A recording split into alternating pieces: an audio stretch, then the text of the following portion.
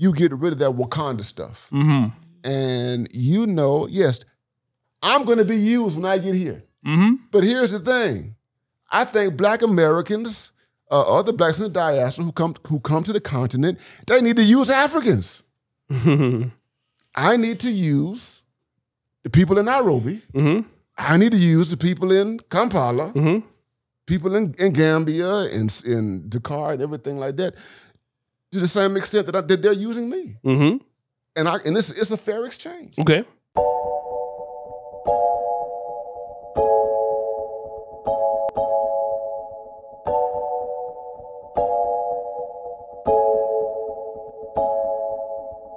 Hi guys, welcome to Kenganda. My name is Janita Maya and this is the Repat podcast. Now on today's podcast, we have 3 doctors in the building, guys.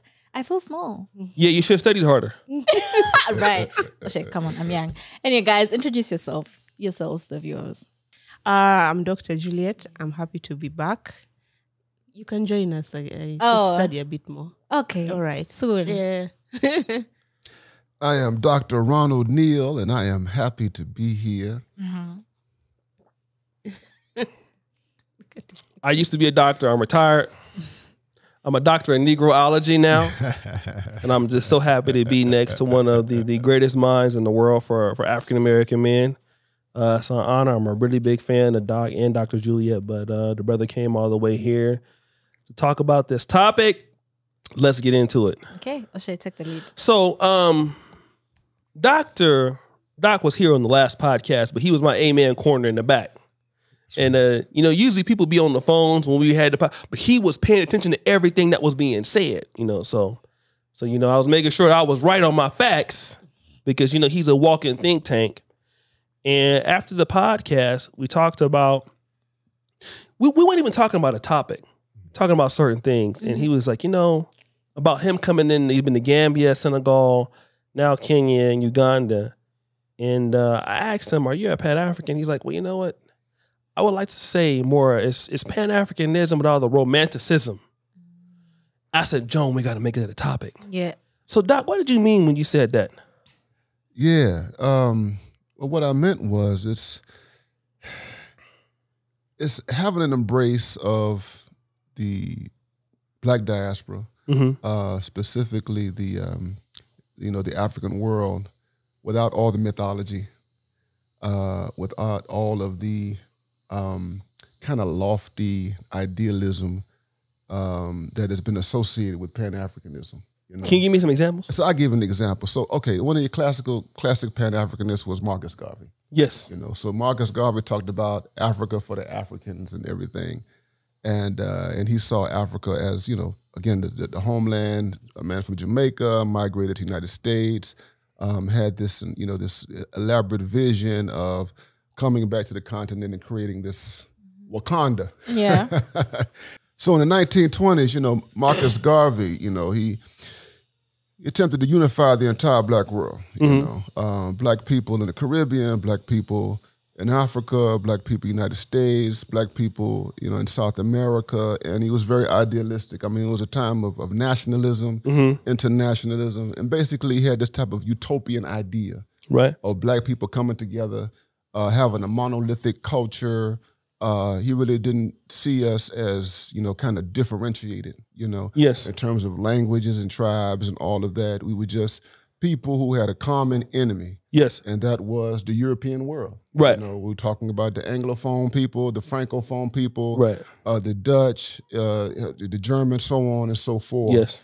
And, Garvey was a Christian, and so there's a lot of idealism there. So when you talk about Romanticism, it's like talking about the idea of a promised land and all of us getting together with just one big family, and our family doesn't have flaws. We can work together. We can create an economy.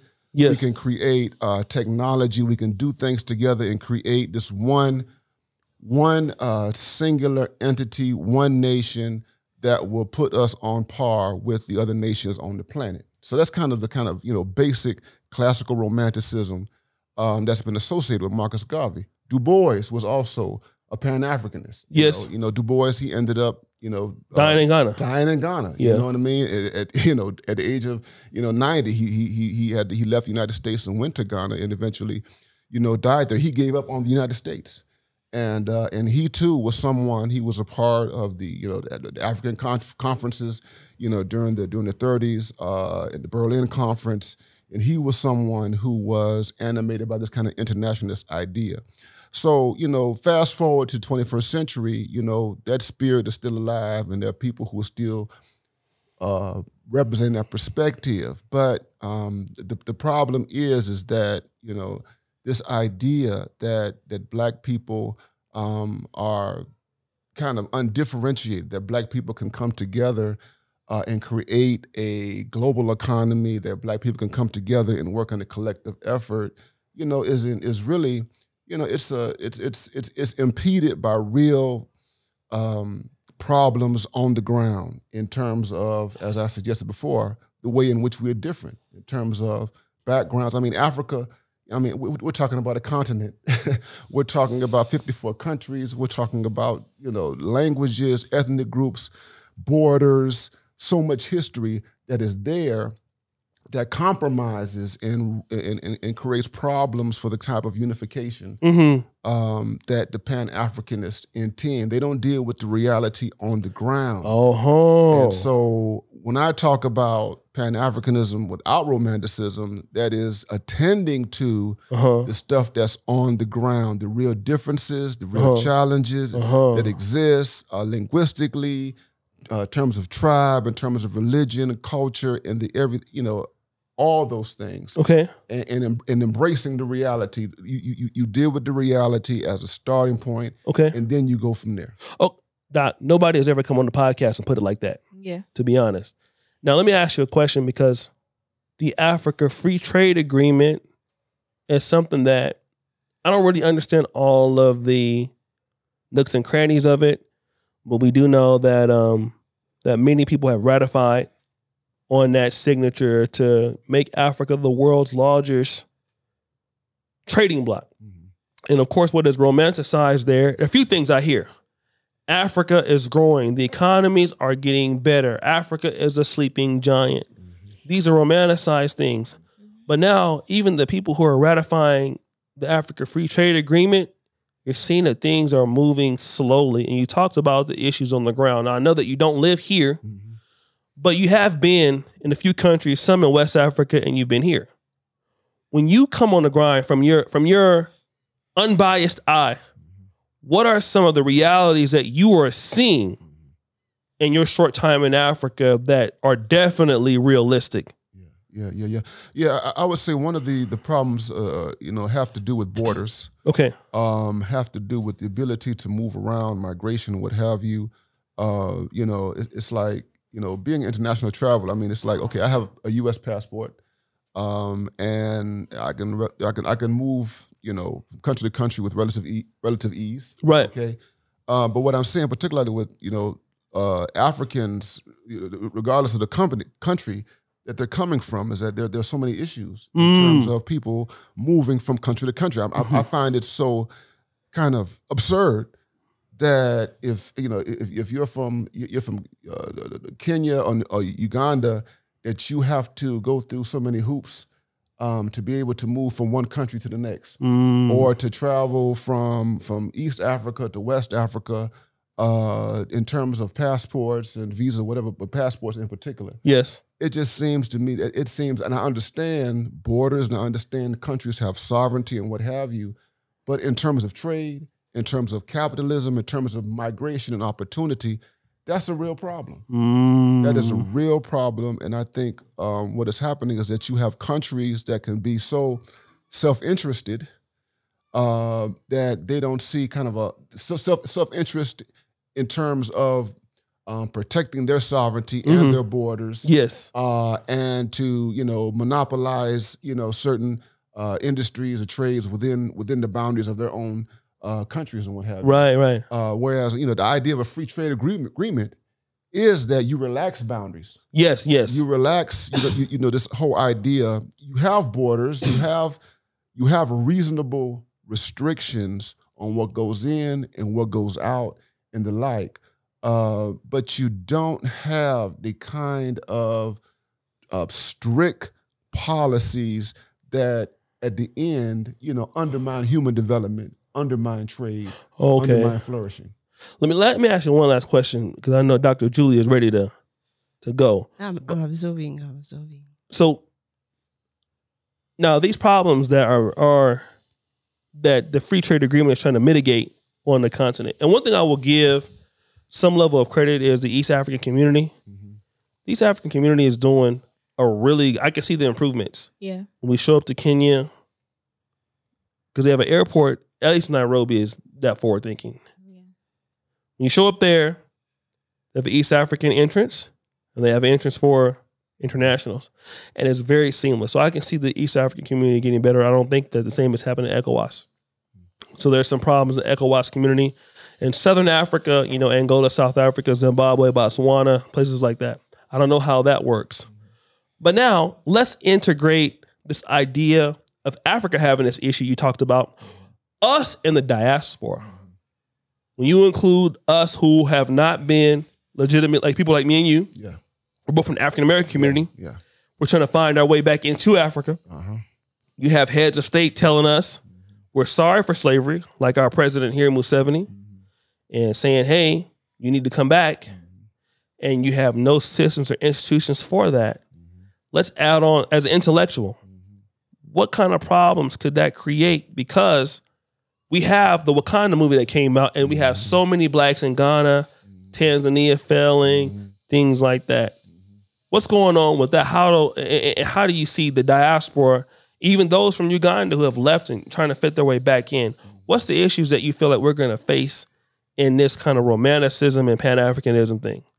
Yeah. I think we have to be honest and admit that the African presidents, like President of Uganda and even the president of Ghana, they have opportunity in mind, and they have self-interest in mind. They want to improve the economies of their respective countries, right. And create better relations between Africans and African Americans, right. And by extension, the United States. Yes. Okay, because that's the big picture. And so I think that we need to be clear about the self-interest that is there, to be clear about African countries wanting African American resources. Okay. And what happens is that that can be blurred when you kind of insert a type of moral rhetoric in conjunction with it. That is, you can say, okay, we want you to come home. So you have, the president of Ghana, and you have this, they have the what is it? Year return? The year of return. Yes, sir. And so the year of return is it's kind of a moral and spiritual thing, and it's good. You understand? And this is where the slave trade took place, and you're coming back, and you're to the beginning, and you're reuniting, and everything like that.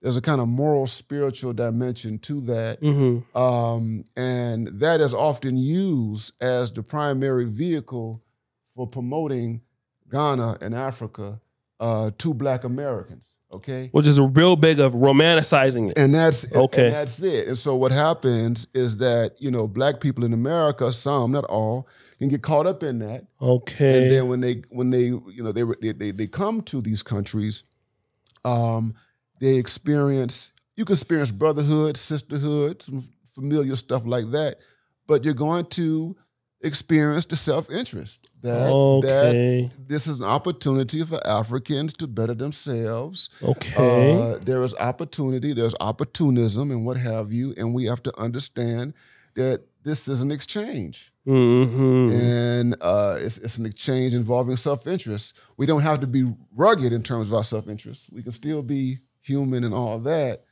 but self-interest is there. And so Black people in the U.S. have to disabuse themselves of the notion that they're just coming home to reunite with their families and their lost kin and everything, but that this is an exchange that's happening at a variety of levels. Wow. Okay, let me go. I have some questions, but let's go to the other doctor here, Dr. Julie. What do you think about this? Well, I tend to agree with Dr. Neal, because I remember the first time I went to the US, I went to Houston, Texas, and the first questions when I told people I was from East Africa, they would ask me, "Oh, is he from East Africa? Do you speak African?" I was like, Pananga, these people are ignorant. So ignorant. We have 54 countries and they're growing, you know.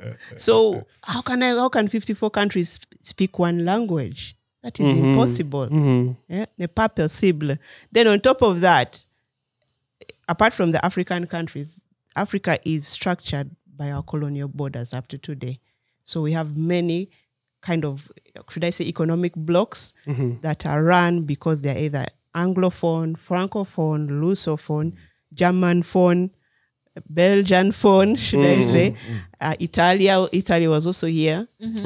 Yeah, so there are a lot of reasons. So we tend to export to those countries first and also import most from those countries first. So you'll find we consume more British products than any other European country. So by those dynamics, we cannot be one. Or if we are one body, we are different parts. Great point. We are different parts. Their fingers, their eyes, their mouths, and everything. Now, even within Africa, within Uganda itself, we have so many tribes. Yeah. So those tribes have their own languages that we are still trying to maintain and even preserve and grow. So that romanticism of one Africa unite, we are one blood, it's really romantic. Two, as he said about the borders, Africans entering from one country to another is difficult, more difficult than if you have a passport from Europe or from the Americas. Yes. Why? Because of those political colonial borders. Like going to Congo, even with your new blue passport, is still harder than going to Nairobi or Tanzania. Why? Because the original East Africa was Kenya, Uganda, Tanzania. The others joined. So Burundi, Rwanda, South Sudan, and DR Congo joined later. So they have their own tax laws, their own legal things, the dynamics and regulations that you have to follow. All right? That's why when you reach Congo, you no longer use Uganda money. You have to use the franc or something like that. So those things those barriers, we have to break them down. Two, when African Americans want to come and settle in Africa, I beg you kindly ask for your 4 acres and a mule. Yes. What do you mean ask for your 4 acres? 4 acres and a is it mule. 40? I think it's 40, right? Yes. First of all, you should be asking from the US because your ancestors built that country to a level that other people did not build. You deserve those 4 acres. Two, when you come to Africa, don't assume because you've bought a house and a piece of land, you're safe. Yeah, you need to have more security than a house and a piece of land. Two, so you need to make sure you have like maybe a 50-year contract or a 100-year contract. Don't just come for 3 years and expect. Because when the romantic love dies, the romantic stuff, you have to get down to work and work. Okay, even in Swahili they say when you're a visitor in someone's home, the first day you're welcome, second day you're welcome, the third day they give you a hoe. You have to go and dig. You have to go and do your own. So many African Americans, I've seen some of them saying, "Oh, we should get free land." How? There's no free land. The only thing free is air. Even water we have to buy. All right. So you need to come with a plan. Right. It's good. You're welcome here. Few days, few years, it's fun. But then after that, you have to work. All right. Right. And the bottom line is we need our brothers back from the diaspora, where you've seen 3 steps or 5 steps or 10 steps ahead of us, how the West works with us and our people. So the problems you have there, you've already seen how to resolve some of them. And then some countries have some unique problems which you will not see, but at least from what I've seen with especially African Americans and Afro-Brazilians, you've already seen how to work the system in some ways and how to beat it without getting killed or massacred, because your people are also killed and massacred. So you now know how to move around it. So that's the thing we need to do. And then for Africans, I beg people, let's trade amongst ourselves. more than Europe, more than China. Because if Africa became a trading bloc, all these 54 countries or 56 were trading amongst themselves, trust me, would have less and less imported things from Europe and Americas. And maybe that's why the Europeans keep holding on to us. Yeah, because they know once we become financially independent, they're done. Then they're finished. Yeah. They're finished. How are they going to spend a whole winter without importing raw materials? If all our raw materials were semi-processed or processed, they have to pay a higher fee. Yes. Speaking of trade, it's just an open question to the doctors. The president of Kenya, Ruto, was speaking about if African countries could stop trading in dollars and then start using, the African currency, then maybe that would help. But do you think that's a viable solution, or do you see that happening? I think I think one of the reasons why they offed Gaddafi is because he wanted to make the African currency. And that would have destabilized the dollar, pound, everything, renminbi, and that would have caused because the bottom line is, once we start knowing our financial value in the world politics, trust me, even World Trade Organization will set its headquarters here. Do you know that? Because the CEO of Twitter is trying to settle here. Why? Yeah, he was in Ghana, right? Ghana, South Africa. It's in Ghana, yeah. But because the raw materials are here. Yeah. I usually call it Dr. Congo because it's really like our medicine. If Dr. Congo, DR Congo, could sort itself out with its land mass and its minerals, it would be distributing it every corner of Africa. Why? It's situated in the center of Africa, and it has one of the biggest populations. I think it's only beaten by Nigeria. Right? That's why statistics don't come out of Congo. Only what comes out of Congo is war and disease. Countries which have a lot of war and disease just know they are more valuable to Europe and the West than to us. Yes. Countries which have a lot of problems, usually, of many causes, it means the West still has a lot invested. The countries which don't have many minerals, you never hear them having problems. Yeah. Or they have one or two coups. Yeah. And I would have to agree. If there was one universal currency in Africa, it would change everything. Yeah, I think it would change. It would give the United States a run for its money. China, Russia, in India. You know, that would definitely do the job. As she was saying, I thought about much of the pushback right now that cryptocurrency is getting from different Western countries. You know, because the idea is that we don't want a universal currency that is borderless, that eclipses banks and all that kind of stuff. You know what I mean? And it cuts out so many middlemen. Right. If you have one currency across 44 countries, do you know how many middlemen and women you are taking out of the game? And we need to do that. Yeah. I don't like middlemen. Yeah. Like if you see in foreign aid, the middlemen, actually the countries donating the foreign aid and the middlemen take more than the country is receiving. Are you serious? Yeah. Like 70% of foreign aid actually stays in Europe. What? Yeah. Then the 30% coming to Africa, middlemen take like 20%, and Africa gets 10 to 12%. Right, I'm in the wrong business, huh? So let me say this, because one of the things is Ossie Davis he's now deceased, one of the greatest African American voices. I mean, just voice only, just like James Earl Jones.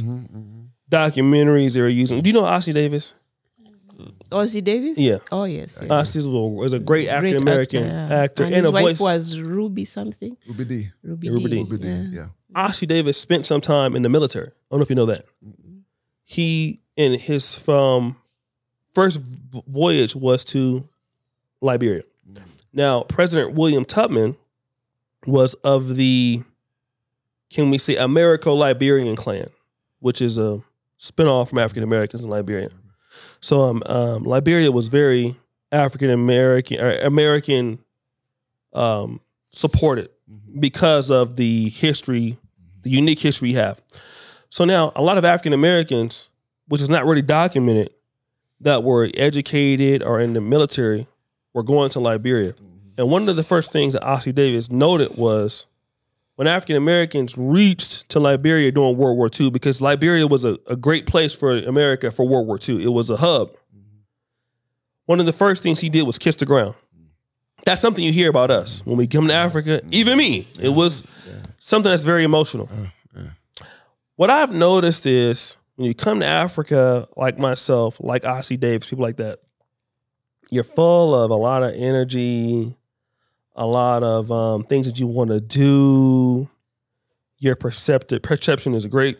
You're glad to see these people that look like you from the neighborhood. Because when you come here, you're going to see somebody, even in parts of Brazil. Yeah. You see like, man, that like somebody, he like our people. Right? Yeah. But then you quickly realize that these people don't give you the same parity that you're willing to give them. And that becomes disheartening for a lot of expats. And one of the reasons why we have this podcast is because of that disparity with how we felt like us as the people who have been exposed to the West or China or however else. So we created the Repat podcast because we wanted to have parity within each other, some level of congruency. So you become to get disheartening because now that the thing that everybody gonna love you in Africa. Some people are silly enough to believe that they're gonna be at the airport singing your praises when you get there, and playing the drums and stuff. And the reality is that Uganda, Ghana, and these people are saying coming back home, Sierra Leone, you don't have the systems to support these people. And Brother George Ayete, who's now deceased, he died this year or last year. He said African Americans need to know that you're being used. And it's not in the way that you're thinking about. The reason is a lot of governments in Africa would prefer to help us over the ones that's here because we don't have a history of what they have done. So when you come into Ghana, you're going to receive certain privileges. Now, you're going to get used for some money, maybe here and there or even here, whatever. But when you come to Uganda and you're successful or Uganda is successful, you're not going to be against the regime. You're not going to be against them because I flourish under this guy. So when African Americans come to South Africa and Nelson Mandela, there's a documentary called Beyond Borders. Have you seen it? Black with No Borders. It's an excellent documentary. It's about African Americans who went to Harvard MBA school. One guy was the first person that brought stand-up comedy to South Africa. And all these blacks flourished. The first cable company in South Africa was African American owned. The biggest farmer in South Africa was African American. Who was going to be against the ANC at the time? Nobody will, right? So we have to understand when we come here, now the diaspora is different. The people they can call civil wars are not. How many stories have you heard about somebody who was from Africa, they left, and in America they're causing problems back here, and then they come back and become the leader of the country? That happens a lot in Africa. Yeah. It's a big story, right? Yeah. This person flees to someplace else. It happened even in Liberia. What's this guy that's he's in Hague right now? His name is? Charles Taylor. Charles Taylor got busted out of a prison in Massachusetts and then was in, I think he was somewhere, I don't know if it was in Nigeria or whatever. He was in Ivory Coast or someplace like that. He became the president of Liberia. But again, these are interests. So we have to know that we're being used in a dual system, not only by the West, but by African governments. African governments would love to deal with us over than their own diaspora who's disgruntled because we're not a threat, but the diaspora is a threat. So we got to understand that. Another thing that Dr. Julie says is important, man, you're going to come here and you're going to work. You know, you're going to work. Every day of your life, you're going to work. This is not a paradise. You're going to think that, oh, my currency, money goes far. And to an extent, that's true. But if you can't replenish that money, it's going to go. $1 is expensive if you can't replenish it. So a lot of our people believe that we're having the Wakanda effect. We've been sold that. And we need to tell the people the truth. Africa is a 5 to 10 year plan. This is something you've absolutely. I told you. Yeah. So this is what it is. We're gonna tell you the truth. It is a plan. We have a WhatsApp group for y'all to plan. It is hard. You're going to work. You need that time. You're not gonna come over here and fall in love and that's it. You're gonna be going back and forth, back and forth, back and forth, back and forth. But it's lucrative if you make it. But instead of trying to sell the fact that, you know, here's a tourism thing and all of this, and people start getting glamorized with, you know, a lot of African Americans, and I'm going to say this before I turn it back to you. We feel that all Africans are like us against the white man, very militant in thinking, very pro-black. I'm going to tell you, you're going to get your feelings hurt over here. Especially in places like I've seen Kenya. A lot of white people even own the giraffe Jews. They run things. A lot of foreigners running businesses here. And you're going to see a lot of such situations where people are going to gravitate towards whites over you. And for a lot of African Americans, it's going to be very disheartening. Because you think that you saw Wakanda and they think like us. They don't have Amos Wilson as their teacher. They don't have John Henry Clark. They don't have Dr. Claude Anderson. Africans don't grow up. I was talking to Joan about this yesterday. Africans don't grow up. Like, there's a reason why for like me and you, as aggressive as a pro-black or Dr. Umar, Uganda don't have a version of Dr. Umar because their teachers are not as aggressive like that. Even Julius Nyerere, he was different from Kwame Nkrumah because where he went to Edinburgh in Scotland. But Kwame Nkrumah went to Lincoln University in America. That's why Kwame Nkrumah, his stances were more like ours. That's why African Americans is more closer to Ghana than Tanzania. So when you come here, you're going to think everybody is pro-black like you and all. That's not what they look like you, but it's not the case. You see, we have different teachers that teach us different things than what they teach. And we assume because skin tone is the same, it's not. And we're here to tell you that. And I see a lot of African Americans, I'm going to say this real quick. They come to Africa trying to like, you don't know this? I see a lot of African Americans trying to educate the Africans like that, like preaching all the time.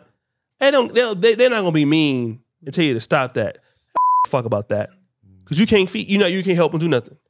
African Americans have to come in and compete like any other group, provide resources and value like any other group. Then you teach after you're successful. We want to come in and start teaching right away without doing nothing. Right? And that's something that you need to know. You're not going to come in here and drop John Henry Clark and Amos Wilson, Dr. Carter G. Woodson. That's not going to work. And when it don't work, we start selling Africans to sellouts and all that stuff. But it's just a reality we need to know. And we are romanticizing the fact that these people are like us when they have not grown up like us. No, I completely agree with you. One thing, here's how I've approached it, particularly in my adult life and in the most recent years. So I've been out of Africa several times for the last year. My first trip to Africa was back in June of last year, actually. And so I was in Senegal, in Dakar.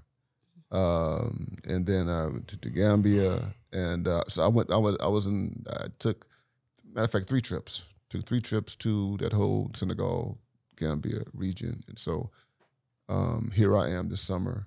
I just came from Nairobi. I wanted to come to Uganda. I've been interested in Uganda, East Africa, East and West Africa for years. Okay. So this is the first time in my adult life making this journey and what have you. And I would say that when I was much, much younger, when I called myself a Pan Africanist, okay, I had all the idealism and all of that. And I had it despite the fact, I grew up in Miami, Florida. And I grew up around Haitians, Jamaicans, and Trinidadians, mostly people from the Caribbean, okay? And the dynamics between Black Americans and Black Caribbean people are not different, not radically different. Yes. The dynamics between Black Americans and continental Africans. Yes. Okay? And so I grew up, all right, with Jamaican mothers and fathers telling their daughters not to deal with African-American men. Right. Okay, I grew up in that era. Yeah. Haitians, they were a little bit different. Haitians were a little more open, growing up in the 80s and what have you. But something happened with the Haitians. They began to become more tribalistic as time grew on and things kind of changed. But they saw themselves in a certain kind of way. I mention all that to say is that I was a Pan-African in my early 20s, late teens, early 20s, almost in my 30s and what have you. And I had a lot of idealism, but it was kind of tempered with some of the realities on the ground. Fast forward to now, I turned 50 in September. At this point in my life, having my own experience in the world, I see Africans as human beings. Right. I see them, we all got to, let me just say this, we urinate, defecate, and we die. Right. Okay? You got people that you got people who will show you extraordinary hospitality, okay? I've had that experience, okay? I've had it where I have people that try to, extract price gouging, dealing with taxis and dealing with the tourist people and stuff like that, thinking that I don't know that they're price gouging and other things like that. But the point is, when you remove the romanticism, you see them as just black people from all over the world, who are human, who have dealt with systems of oppression and degradation and what have you, and a lot of our behavior is a reflective, of that. And you have to come to a place in terms of embracing the continent where you can accept the humanity of it all, okay? So you can get robbed in Chicago. Right. Okay. Or get robbed in Watts. Definitely. By another black person. And you can get robbed right here. You know what I'm saying? But you don't like condemn Watts or condemn Southside Chicago, because of the people who are there who are from Watts and Southside Chicago. This is a human condition. Right. That's all over the world. You know what I mean? And then the other part, I'm a religious thinker, I'm a theologian. I think we think about human nature and stuff like that and sin and all that kind of stuff. And man, good and evil is everywhere. Right. That is the bottom line. And so when you have a kind of robust understanding like that, you get rid of that Wakanda stuff. And yes, I'm going to be used when I get here. But here's the thing. I think black Americans, other blacks in the diaspora who come to the continent, they need to use Africans. I need to use the people in Nairobi. I need to use the people in Kampala, people in Gambia, in Dakar, and everything like that, to the same extent that they're using me. And it's a fair exchange. Okay. So I think that's a more mature kind of understanding of thinking about it. And then, yes, you think about the big picture. It's controversial, but hey. You think about the big picture. It's the truth. You think about the big picture, and here's the big picture. And this is not romanticism. The big picture is that Africa is going to lead the world in the next 50 years. Right. In terms of resources and populations. And so why not be a part of this explosion? I mean, it's leading in terms of demographics and human population. Right. No one else is competing with Africa. Because let me tell you this. What we're told is, by Jonita, you guys are coming from the, romantic music. You guys are coming from the West with more money. You should be coming and giving things to Africa and doing things for Africa. Let me tell you this. I used to, and at certain parts, because I do consider myself a Pan-African, even though it may be interpreted differently because the way that I think about it. Yeah. What I have noticed is this, and this is a true story since Doc is putting it out there. I've been used a lot trying to build Africa from people who don't look at it from the way that I do. And you end up disappointed. And what you start to say is, these people are users, or you can say it about us or whoever else, whoever's doing it. You could be in the black community and say that. And the reality is this, for those who are wanting to come into from the African American community, we can't come here and be used. Hell, even the Ugandan American community. The Ugandan American community and the Ugandan diaspora give more money than anybody on planet in Uganda. They're the ones being used the most. And these people are in Dubai, they're in London, so they are the ones who I really want to fight for too on this podcast, the Basamas.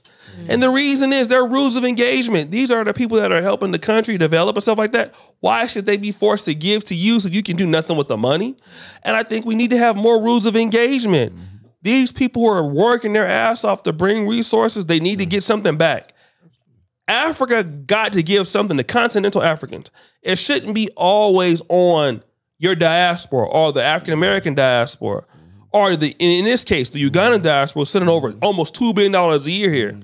Why is it them that always give? Preach. And people take. Yeah, it's not fair. And let me tell you this. I was talking to somebody that was in, me and Joan, we won't call the person's name. We were talking to somebody that was representing somebody big in the government. Person told me, we want you to bring warrior African Americans to Uganda. It's a true story. And the question I asked was what I asked him. Do you remember what I asked him?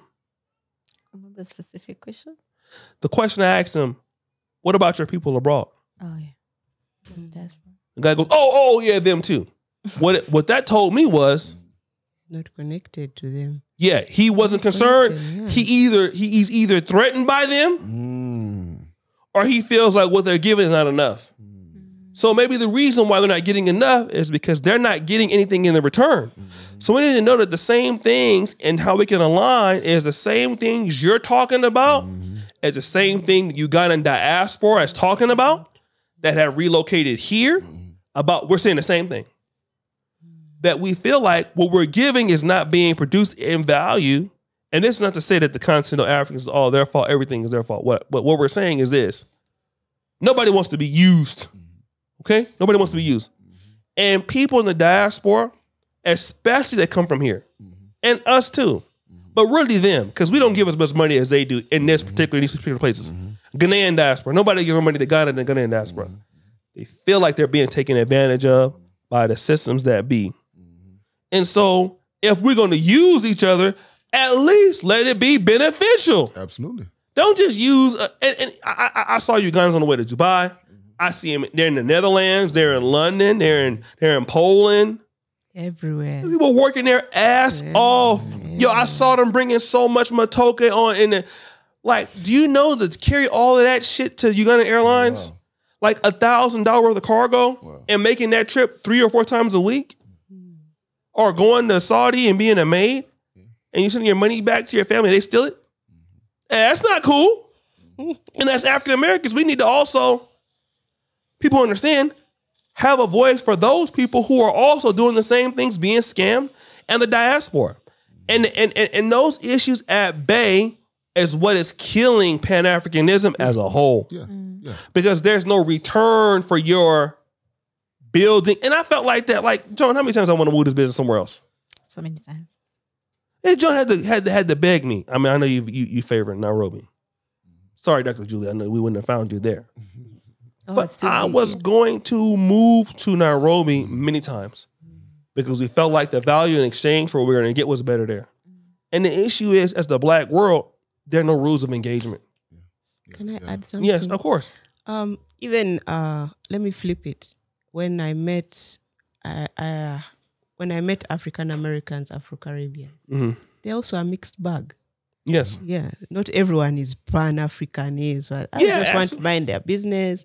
Others just want to have a night with you and all that. So not like that, Joan. I know you're thinking about. She goes, wow. Yeah, one night stand. Some of them are like, they're like, oh, I slept with an African queen and they're off. Oh, they were. I'm sorry. Yeah. Oh yeah. Dr. Julie. Yeah. So it's both ways. One of the things I used to tell.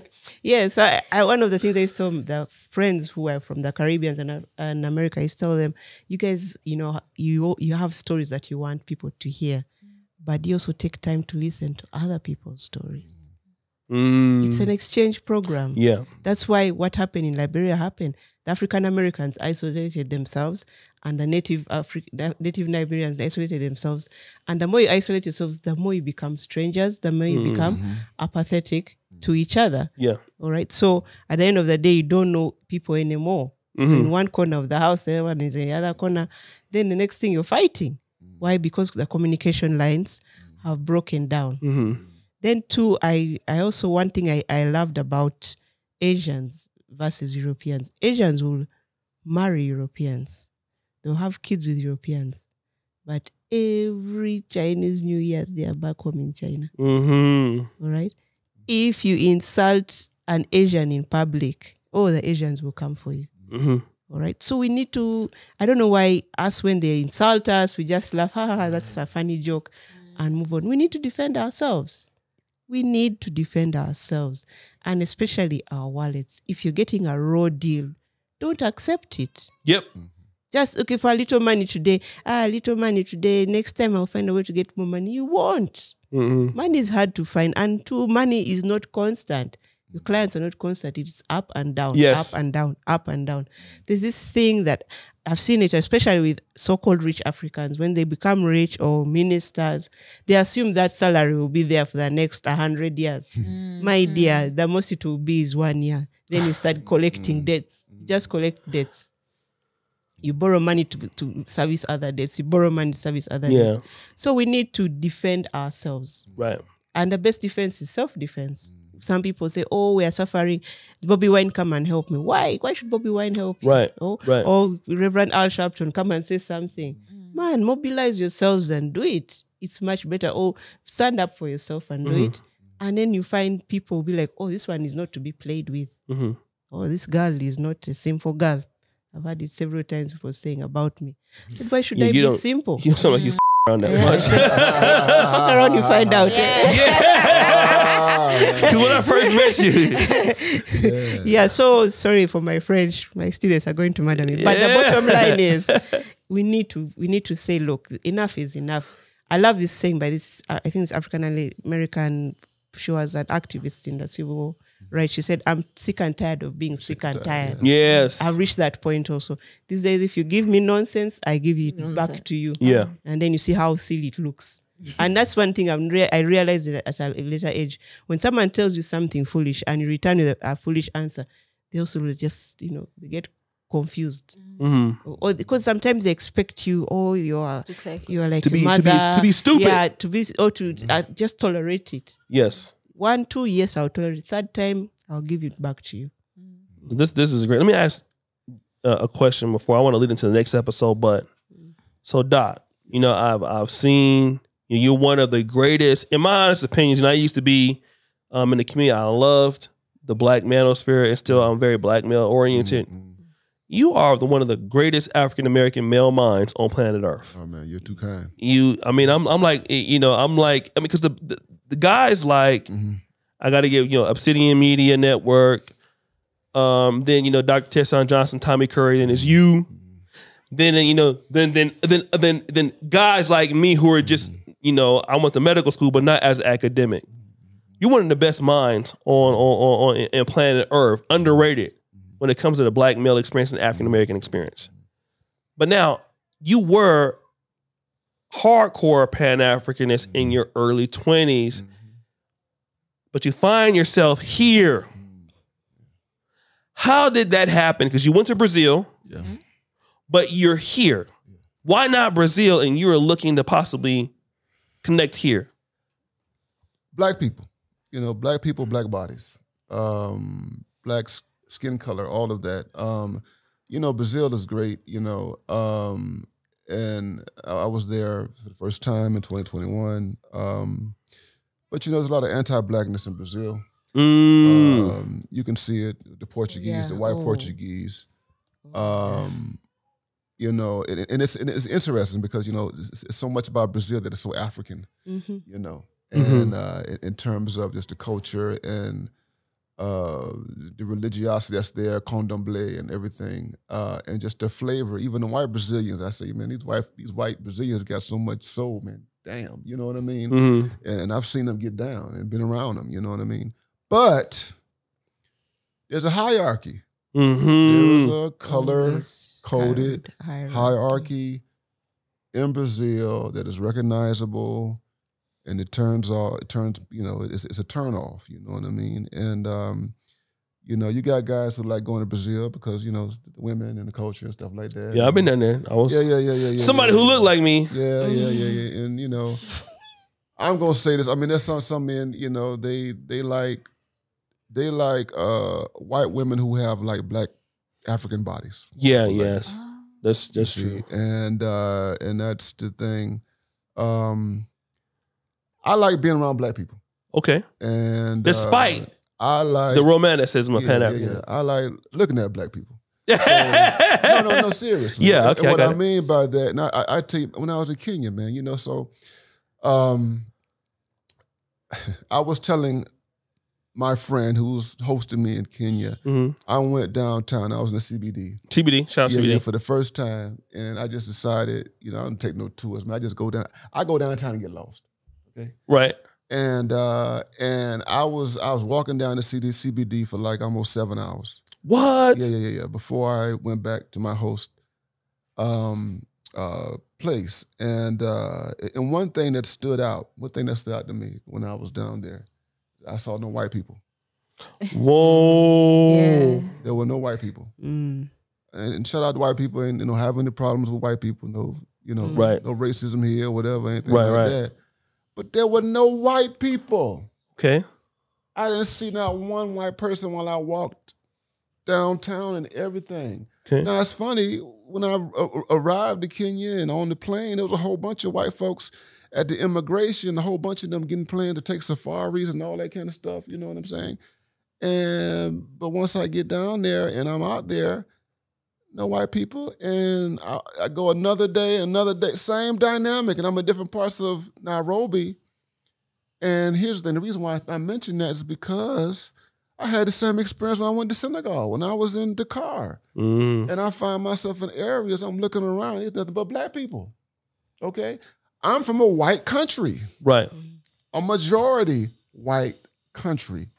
I live in a state that's majority white. I live in the southern United States. I live in a state within the southern United States. Former slave state. Yeah, where you can't throw a rock without, you know what I mean, seeing a white person or what have you. And here's the thing, and I grew up in black spaces and stuff like that, but here's the thing. This African context, you get to see black people working in this capacity. I'm in this room right now. I see all these editors, these engineers, all these people. You have a business. Right. You don't have white, I'm just going to say it, keep it real. O'Shea doesn't have white people working in this enterprise right here. At least I don't see any white people. No. Shout out to Dima, though. He edited in the rest of it. Okay, shout out to Dima. But he ain't here, yeah. Okay, so you got a black business. Yeah. Restaurants ran by black people. Right. Okay. The exchanges ran by black people. Yeah. You know, black cab drivers. Shout out to the border people. All of them. You know what I'm saying? Yeah. So here's the thing. That's, if you want to talk about like the classical idealistic vision of nationalism and Pan-Africanism, that is a black enterprise, a kingdom. Right. And that's what I like. Now, I know that there's other reality tied to that, but I like seeing black people. And that's the attraction, because I feel like I can be myself. I don't have to censor myself. Okay. I can just, to the women, I see the women that I'm attracted to. Yep. I'm really not into white women like that. Okay. Go ahead and preach now. Go ahead on and preach. You're gonna preach. I like black women. Okay. Now you talking my language, brother. And I preach. If you're a black man in America and you want you a black woman and you're having a hard time dealing with the black women in America, you have a continent where you got more than 500 million women here. And they fine too. I'm trying to tell you, we're working with something, brother. Yeah, that was well said. Okay. Do you want to add on? Or no, I want to make the next episode, that whole thing. So that's it. I think Doc, I've been talking to Doc. I've been a fan of his for a year or so now, or more longer. But he reached out to me and let me know he was coming to this part of the world. And I didn't think he was actually going to show up here, but he actually made some exceptions to come and visit us. I want to thank him for that. And he could have stayed in Kenya, which was... We have our buddy in the background, Yaga, Mr. He came to visit today, so he's going to bring the pain on Friday about that. But, he came to Uganda and gave us a shot. And I want to always thank, some of our best intellectuals in the African-American community when they do come here, because they don't have to come here, and he did. So I'm glad that he was able to come and express this view in ways that I have never heard on this show. And I'm just very grateful to be next to A brother like this who's a great voice for the African American community, especially with the men, because we're very forgotten about. But Dr. Ron, Dr. Tiesan, Dr. Tommy Curry in University of Edinburgh in Scotland, those guys are the cream of the crop in our community over there. So we're just very thankful for him coming and expressing himself in this way. And I'll be very short. Thank you, O'Shea. Thank you, Jonita, and thank you, my dear, the professor here. I feel honored and humbled by your hospitality and having me in this place. So I am truly grateful. Yeah, we're gonna see if he's gonna come back though. He like Kenya a lot, but we're it's amazing. Thank you so much for coming on the podcast. Tell the people where they can find you if they want to reach out to you. Yeah. So you can find me on Instagram, just Ronald Neal, RONALD Neal, Facebook, and look for me, Ronald Neal, on YouTube. That's my channel, just Ronald Neal. Okay. All social media platforms. Okay, perfect. Dr. Juliet, please. Okay, you can find me on Instagram, Dr. Juliet 2023. I finally checked my own. Yeah. She's finally on the gram. You on the gram? But 2023. You can get all those people in your inbox. Sister Juliet, we like you, Doc. Yeah. And then I'm also on Twitter, Dimples So UG. So those are my two public Thank areas. you so much. Thank you. O'Shea, one last word. Thank you, Afro Jamaican, for supporting. Look at you giving a shout out to a viewer. He's always commenting. Afro Jamaican, shout out to Sonny Bravo. Thank you. Warta Maya. Not Warta Maya. Warta Maya. Warta Maya. Yeah. Should give them my brother? My brother from Qatar, always in the chat. There's an Ronnie. But that one is not a hater. Ronnie Mawala. No, what Mawala? He's still with us? Of course, always. Oh, I saw him somewhere. No, but the other brother in Doha with but thank you, Kengana, for always supporting us. We've come a long way on this podcast, and it's sentimental. It's bittersweet. I stopped the podcast for about a year and a half, and then every video we have a lot of engagement, even more than my main channel. And it's a community that is great. We have our country supporting us here. We have a diaspora supporting us here. It's just great to keep this going on, and many people are excited about it. And we want to make our intellectuals have a home here. I'm an idiot, so we have the smart people to amazing balance it out. Yeah. Well, O'Shea, thank you for that. But yeah, guys. O'Shea, please. Do you see Doc over here look like this? She's giving you the look, the guys, side eye. If you want to send us anything, you can send us a link or any story on our email at timkenganda@gmail.com. You can also follow us on all our social media pages at Kenganda Nation. And also, if you're looking for African girls, it's all about Pan Africanism. Follow the Pan African Dating Show. We'll see you guys next time.